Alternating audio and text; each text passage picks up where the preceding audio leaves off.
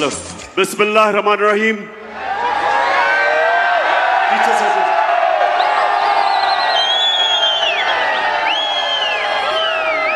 बिस्मिल्लाह रहमान रहीम। इय्याका नअबुदु व इय्याका नस्तईन। मुल्तान, ये मैं 3 महीने में ये मेरा तीसरा मुल्तान में जलसा है और मुझे हैरत होती है कि जब भी मैं आता हूं मुल्तान में, माशाअल्लाह आपका जज्बा, आपका जुनून, आपका शऊर हर बारी मुझे, जब मुल्तान की ये मैं बेदारी देखता हूं तो मैं आपके जज्बे को, जुनून को सलाम करता हूं।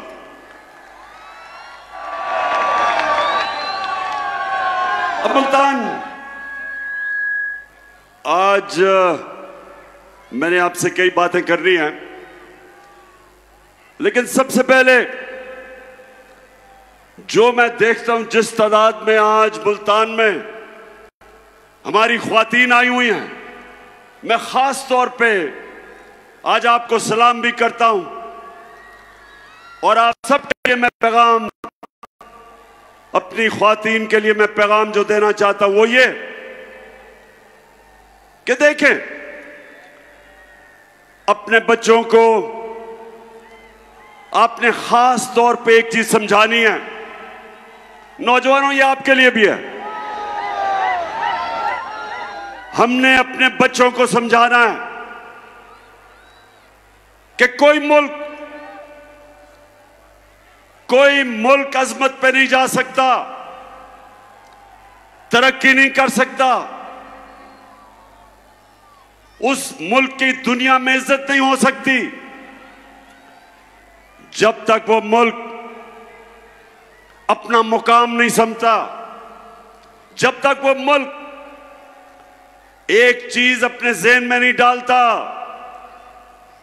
कि अल्लाह ने हमें पर दिए, अल्लाह ने हमें पर दिए हैं, हम अशरफुल मखलूकात हैं, सबसे अजीम अल्लाह की मखलूक। कोई जरूरत नहीं है कि हम जमीन के ऊपर चूंटियों की तरह रींगे। जो मैं आपको पैगाम देना चाहता हूं वो ये कि हम सब में अल्लाह ने सलाहियत दी है, हम सब में अल्लाह ने वो ताकत दी है कि हम बड़े बड़े काम कर सकते हैं, हम अपने मुल्क को उठा सकते हैं, हम इसको वो मुल्क बना सकते हैं जो इलामा इकबाल की ख्वाब थी, एक मिसाली इस्लामी रियासत जो दुनिया के अंदर मिसाल बने कि असल में इस्लाम क्या है। तो मैं अब अपनी बहनों, आप सबको और अपने नौजवानों, खास तौर पे आपको, मैं जो आपको पैगाम देना चाहता हूं वो ये कि अल्लाह आपको एक बड़ा इंसान बनाता है। हम अपनी कमजोरियों की वजह से एक छोटा सा इंसान बन जाते हैं।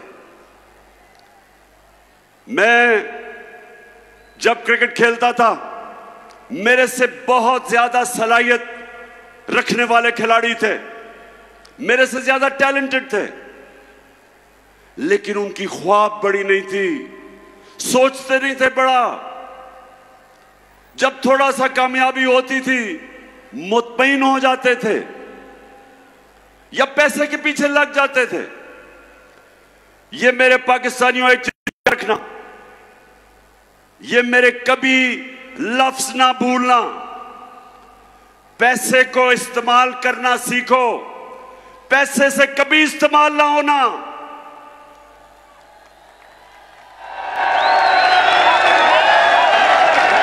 पैसे के बुत की कभी पूजा ना करना। हजरत मूसा जब वो 40 दिन के लिए गए तो पीछे उनकी कौम जो कुरान शरीफ में आता है कि सोने की गाय की पूजा कर दी, मतलब कि पैसे की पूजा शुरू हो गए।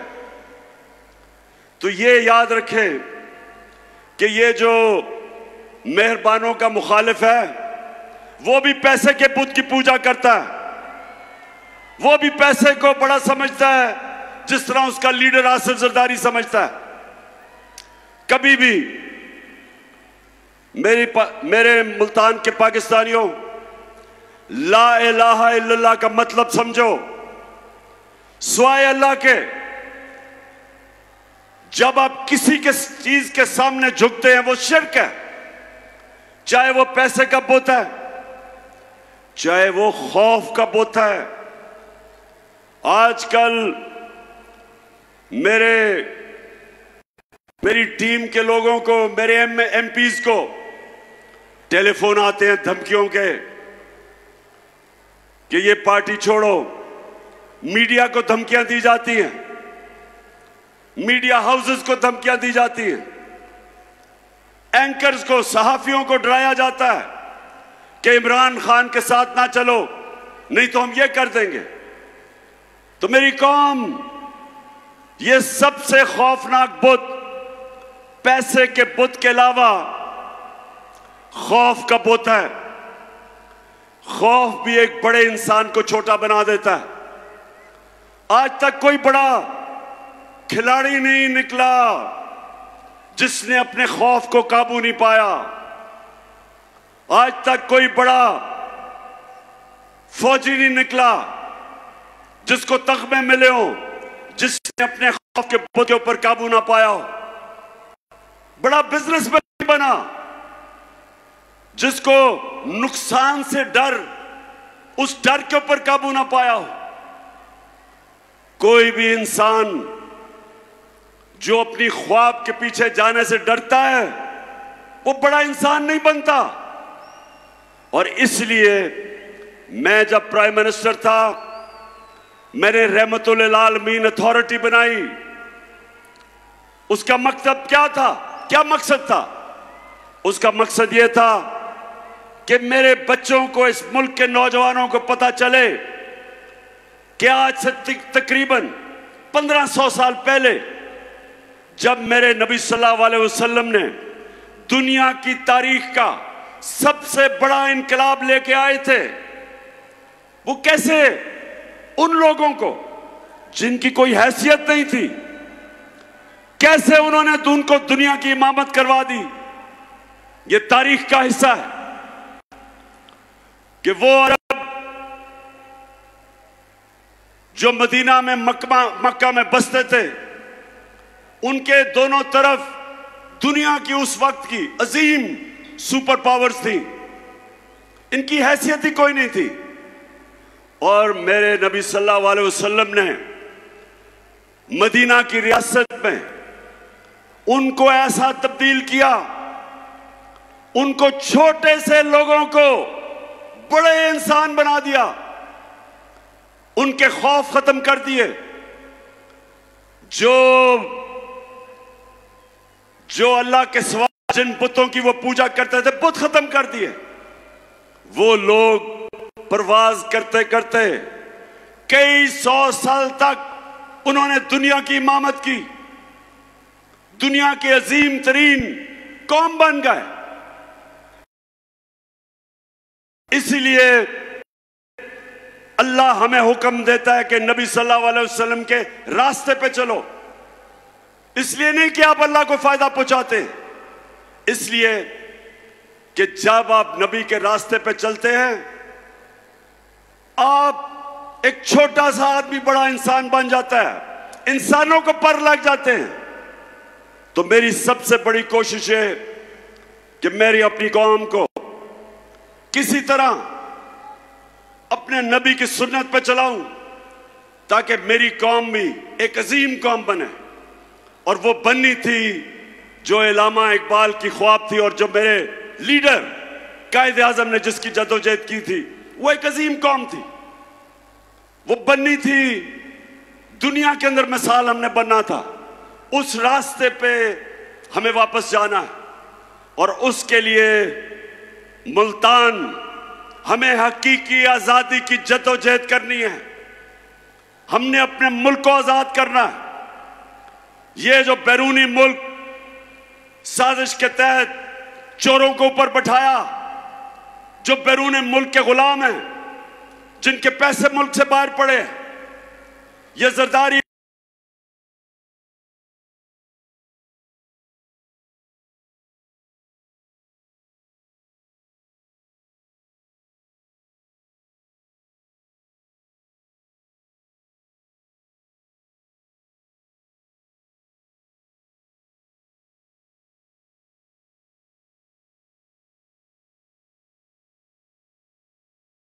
और नवाज शरीफ 30 साल से उन्हीं मुल्कों के हुक्म पे हमारे फैसले करते हैं।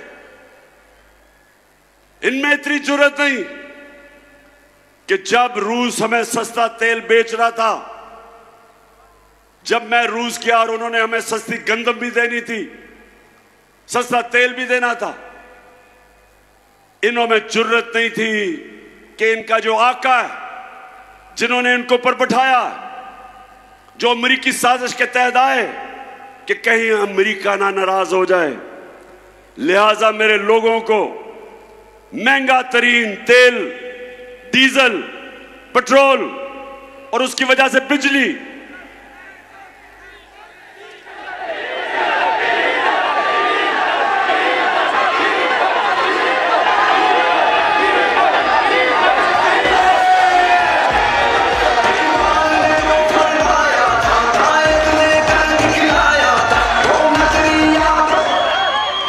तो मुल्तान हमारी कोशिश है कि हम अपने मुल्क को आजाद करें। सबसे पहले मुल्क के फैसले पाकिस्तान में हो। हम अपने मुल्क को अपने पैर पे खड़ा करें। हमें कभी किसी और मुल्क के सामने हाथ ना फैलाने पड़े कि जब एक कौम किसी और मुल्क के सामने हाथ फैलाती है उसकी इज्जत नहीं होती। हरे पासपोर्ट की इज्जत नहीं होगी जब तक हम अपने पैर पे ना खड़ा हो। और मैंने एक पूरा प्रोग्राम बनाया है, क्योंकि जिधर इन्होंने मुल्क पहुंचा दिया, जिस तरह के पाकिस्तान को इन्होंने 2 महीने में जो कर्जे लिए हैं, जिस तरह कर्जों की दलदल में भी गिर रहे हैं, हमारी माइशत भी नीचे जा रही है, हमारी इंडस्ट्री भी नीचे जा रही है। हमारे किसानों के लिए जो भी शाह महमूद कुरैशी ने बताया कि कितने बुरे हालात हमारे आज किसानों के हैं। ट्यूबवेल में डीजल, उसकी कीमत ऊपर, बिजली वो दुगनी से भी ज्यादा। तो जो किसान के पास पैसे, उसके खर्चे इतने चले गए हैं कि वो अपनी जमीन के ऊपर पैसा नहीं लगा सकता। इंडस्ट्री जब बंद हो गई, बेरोजगारी बढ़ रही है। जो हमने दुनिया को एक्सपोर्ट्स करके अपनी दौलत में इजाफा कर रहे थे, याद रखें हमारे 3.5 साल में पाकिस्तान की सबसे ज्यादा रिकॉर्ड एक्सपोर्ट्स हमारे जमाने में थी। सबसे ज्यादा बैरून मुल्क ने पैसा पाकिस्तान में हमारे जमाने में भेजा। सबसे ज्यादा टैक्स इकट्ठा किया हमने किया। हमारे जमाने में 4 जो बड़ी बड़ी फसलें थी, तारीखी उनकी पैदावार थी। किसान के पास तारीखी पैसा गया। किसान के पास जो उसकी आमदनी थी, कभी किसान को इतना पैसा नहीं मिला जो हमारे आखिरी 2 साल में मिला। और उसके अलावा हम हेल्थ कार्ड लेके आए कि इसके IMF के प्रोग्राम में होते हुए हमने अपने फैसला किया कि हर खानदान को 10 लाख रुपए की हेल्थ इंश्योरेंस किसी भी अस्पताल में जाके अपना इलाज करवा सकते थे। और ये एहसास प्रोग्राम, हेल्थ कार्ड, फिर कामयाब पाकिस्तान में सूद के बगैर कर्जे, निचले तबकों को हमने पूरा प्रोग्राम था कि घर बनाने के लिए सूद के बगैर कर्जे। और ये तब जबकि हम भी IMF के प्रोग्राम में थे। तो मैं आज ये कहना चाहता हूं कि वो जो मुल्क ऊपर जा रहा था, एक साजिश के तहत उन्होंने हमारी गवर्नमेंट कराई, और जब से ये हुकूमत आई है कीमतें आसमानों पे, माइशत जमीन पे। और मैं आज आपके पास इसलिए आया हूं कि एक तो हमने इनसे अपने आप को आजाद करना है। अब सबने मेरे से वादा करना है कि इन इलेक्शनों के अंदर आपने सबने इसको अपना इलेक्शन समझना है, अपने बच्चों के, अपने आने वाली नस्लों के लिए आपने इन सबको शिकस्त देनी है। मुल्तान, आप तैयार हो? बताएं मुझे। तबाह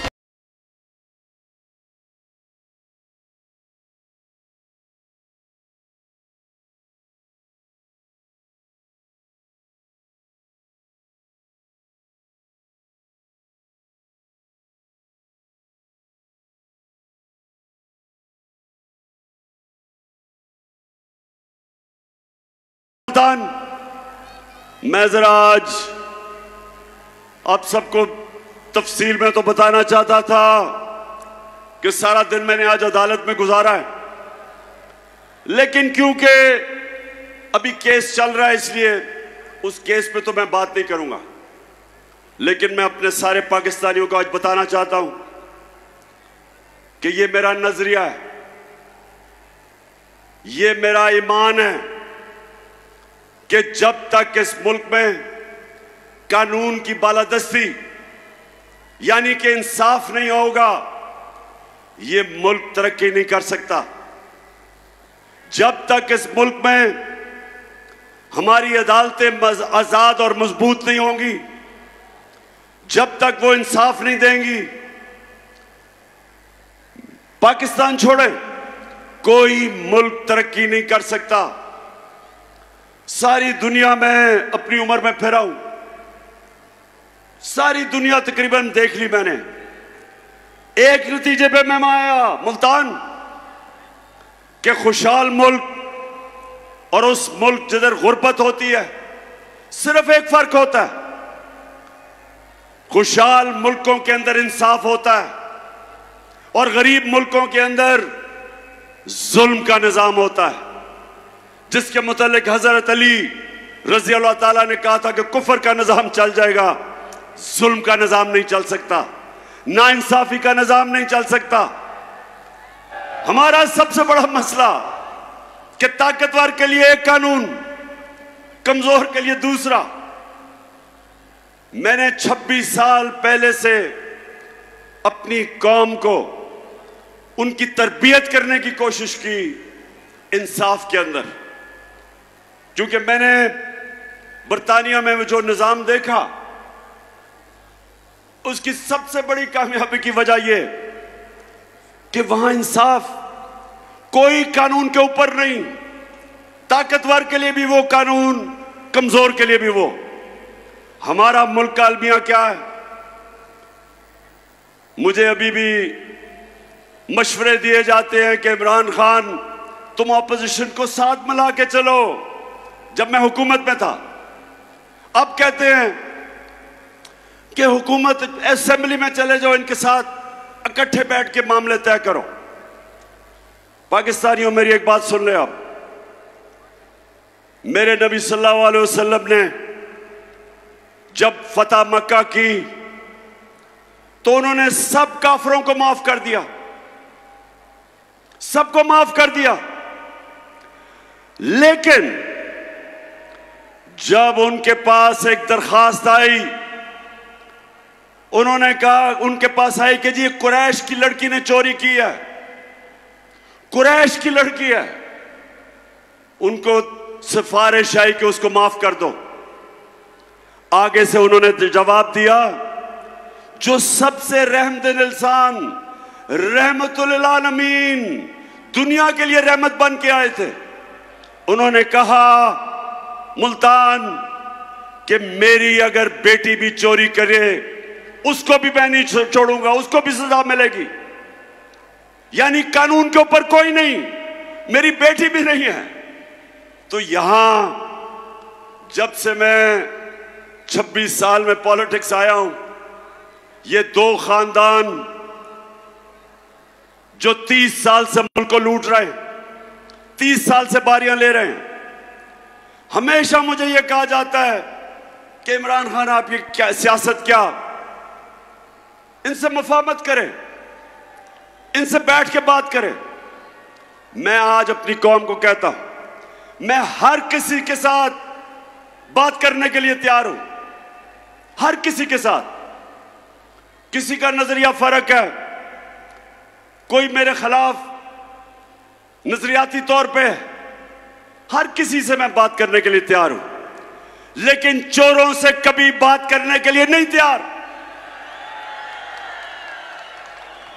जिस वक्त एक माशरा चोरी को बुरा नहीं समझता, वो कौम अपनी कब्र खोद देती है। जब आप ये कहते हैं कि फलाने ने इतनी करप्शन की, और वो जब जाता है न्याय की अदालत में तो उसके ऊपर फूल फेंकते हो। जब एक माशरा बुराई को बुरा नहीं समझता, अपनी तबाही का दरवाजा खोल देता है। इसलिए अल्लाह ने कुरान में हुक्म दिया, अमर बिल मारूफ, अच्छाई के साथ खड़े हो, बुराई के खिलाफ खड़े हो। हुक्म दिया कौम को हुक्म दिया है कि अगर तुमने अपनी बेहतरी का सोचना है तो बुराई के खिलाफ जिहाद करो। कहीं कुरान में नहीं लिखा कि बदी के साथ मुफाहमत करो। और मैं अपनी ख्वातीन को भी ये कहना चाहता हूं कि अपने बच्चों को ये जो हुक्म है अल्लाह का, अमर बिल मारूफ, अच्छाई की तरबियत करें, अच्छाई और बुराई में फर्क बताएं। क्योंकि जो मगरिब में मैंने माशरे देखे हैं वो वाकई अमर बिल मारूफ पे चलते हैं। वो माशरे जिनको हम काफिर कहते हैं, वो माशरे अमर बिल मारूफ पे चलते हैं, और हम अपने आप को मुसलमान कहते हैं। और हम तमाशा क्या देखते हैं कि छोटे चोर जेलों में और बड़े बड़े डाकू, कोई वजीर आजम बन जाता है, कोई वजीर बन जाता है, कोई असेंबलियों में चला जाता है।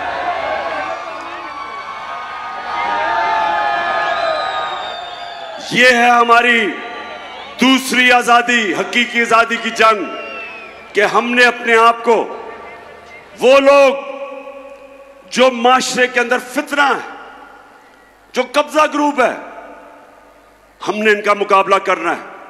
क्यों नहीं स्विट्जरलैंड में कब्जा ग्रुप, क्यों नहीं यूरोप में कब्जा ग्रुप? क्योंकि उनकी अदालतें ताकतवर को भी उसी तरह करती हैं जो कमजोर को करती। हर दुनिया का माशरा जो कामयाब है वह ताकतवर को कानून के नीचे लेके आते हैं। हमने एक मिनट, 26 साल पहले मैंने जब पॉलिटिक्स शुरू की थी इसी चीज के ऊपर कि पाकिस्तान में हमने इंसाफ की जंग लड़नी, और मेरा मुकाबला इन दो करप्ट खानदानों के साथ था जो समझते थे कि इंसाफ के ऊपर है। कभी भी, नौजवानों जरा मैं आपको टीवी पर दिखाऊंगा, यह कभी नहीं हुआ कि एक जमहूरियत के अंदर एक पॉलिटिकल पार्टी ने सुप्रीम कोर्ट के ऊपर डंडों से हमला किया। यह कभी नहीं हुआ कहीं। यह जरा भी देखें,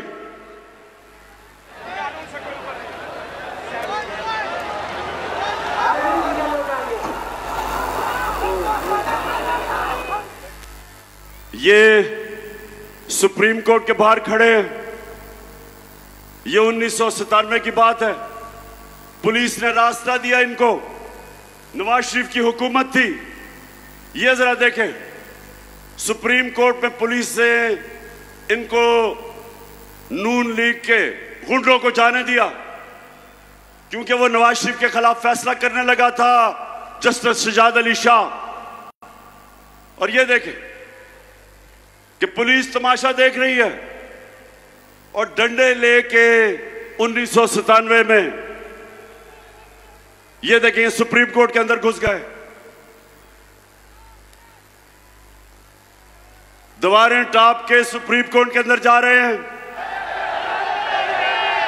ये मैं आपको ऐसे कमेंट्री दे रहा हूं जैसे क्रिकेट मैच की कमेंट्री हो रही हो। अब ये देखें,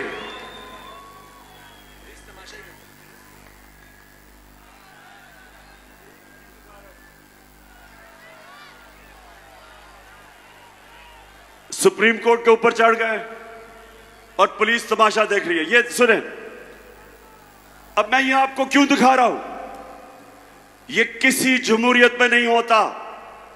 सजाद अली शाह को उन्होंने सुप्रीम कोर्ट से भगाया, वो जान भी बचा के भागा, जो चीफ जस्टिस था। और फिर इन्होंने जजेस को, बाकियों को पैसा चलाया, ब्रीफ केस चलाए और सजाद अली शाह को हटाया गया। कोई एक्शन नहीं लिया गया इनके ऊपर। और ये वो लोग हैं जो आज मुल्क पे मुसल्लत है और आज कहते हैं चोरी हमने की है, हमें एनआरओ दो, हम कानून से ऊपर हैं।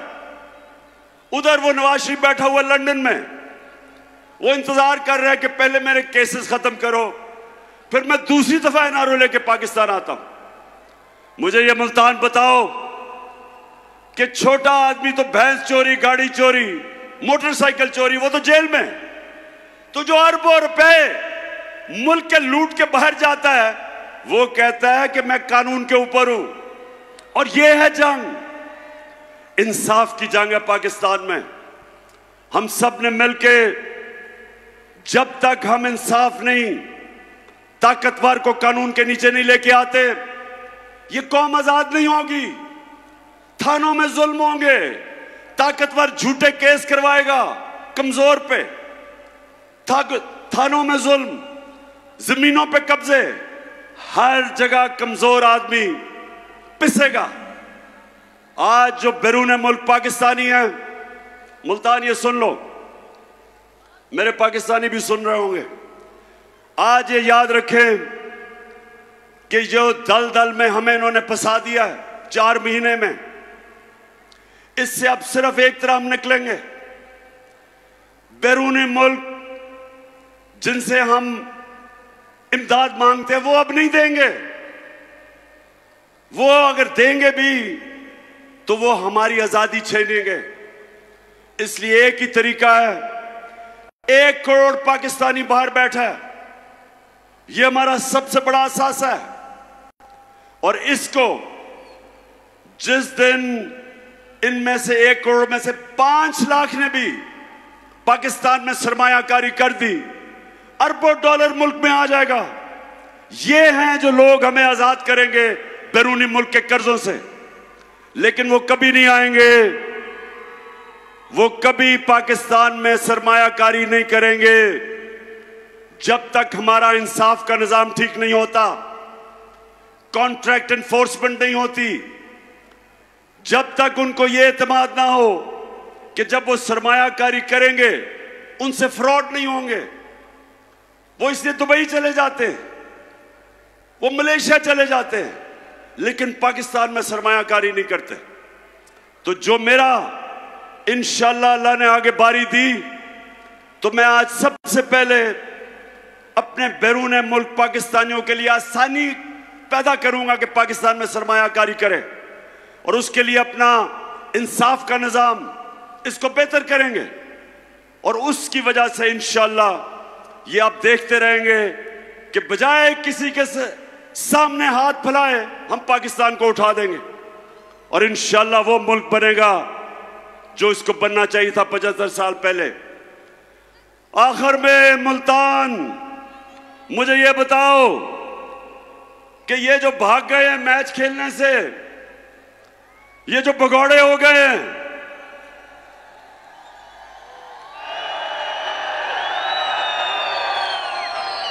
मुझे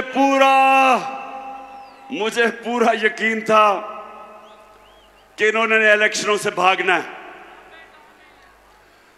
बिल्कुल ठीक कह रहे हैं कि मुझे पता था कि इनकी कांपें टांगनी शुरू हो गई हैं। मुझे अंदाजा हो गया था कि ये जो जलसे देख रहे हैं, ये जो पब्लिक को देख रहे हैं, जिस तादाद में पब्लिक निकल रही है, गर्मी में, गर्मी हो बारिश हो, पब्लिक निकल रही है। इनको पता है कि कौम किस तरफ खड़ी हो गई है, जाके डर रहे हैं। जो 17 जुलाई को पंजाब के 20 बाई इलेक्शन हुए, पूरी धांधली के बावजूद, धांधली की, इतना इलेक्शन कमीशन कभी पाकिस्तान में मैंने ऐसा नहीं देखा जो मुकम्मल तौर पे इनके साथ मिलकर धांधली करता है। उसने भी धांधली की, इंतजामिया भी इनके साथ, मिस्टर एक्स ने भी मदद की। सबके बावजूद इनका सफाया हो गया। 2 इलेक्शन धांधली का इन्होंने जीते हैं, के बावजूद सफाया हो गया। तो आप डर रहे हैं, मुल्तान इनको खौफ आ गया है, डर रहे हैं। अब इनको ये खौफ है कि ये अगर इलेक्शन हो जाता है इतवार को, तो 3 और सीटें गिर जानी थी इनकी, 3 और विकेटें गिर जानी थी। और उसके बाद 25 सितंबर को आपको पता है मैं 9 हलकों में खड़ा हूं, और मेरा चैलेंज है कि इंशाल्लाह जब भी वो 9 हलकों में इलेक्शन होगा, 9-0 रिजल्ट आएगा, धांधली के बावजूद। ये ऐसे ही है। जब आपको पता पुराने जमाने में क्या होता था, जब मैं क्रिकेट खेलता था तो अपने अपने अंपायर होते थे। हम जब हिंदुस्तान मैच खेलने जाते थे, उनके अपने अंपायर होते थे। वो जब पाकिस्तान खेलने आते थे, हमारे अंपायर थे। वो पाकिस्तान में नहीं जीत सकते थे, जिधर हमारी टीम को मुश्किल पड़ती थी, अंपायर मदद करने के लिए आ जाते थे। उधर जब जाते थे तो उधर जब हम मैच जीतने लगते थे, उनके अंपायर मदद करने के लिए आ जाते थे। तो वाहिद कप्तान था, हिंदुस्तान गया, उनके अंपायर थे। उनके अंपायरों के बावजूद आपका कप्तान जीत के आया।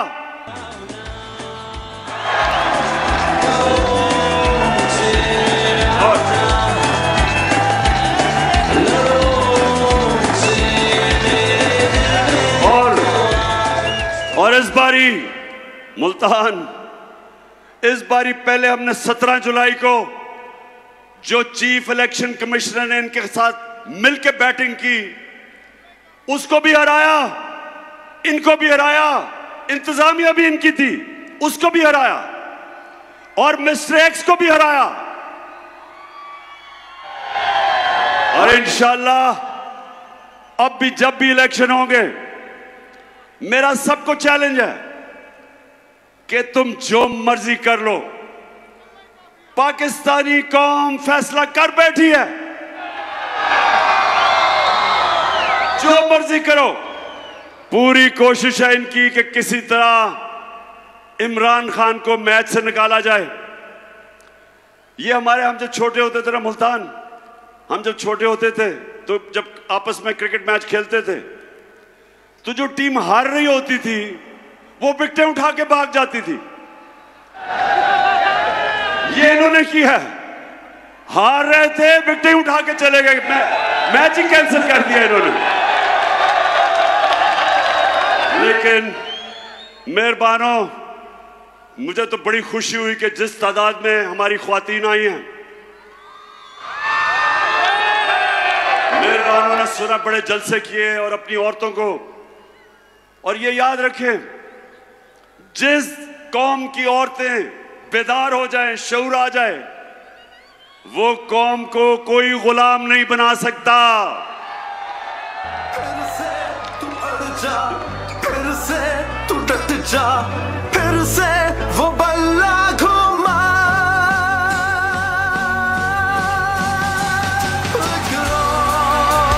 कदम बढ़ा, फिर से वो लम्हा दोहरा। आजकल आजकल हालात ऐसे हैं मुल्तान, आजकल हालात ऐसे हैं कि वालिद जनाब या पीपल्स पार्टी या नून लीग के लिए मेहनत कर रहा है, जब घर आता है तो पता चलता है कि बीवी बच्चे सारे तहरीक इंसाफ में आ गए हैं।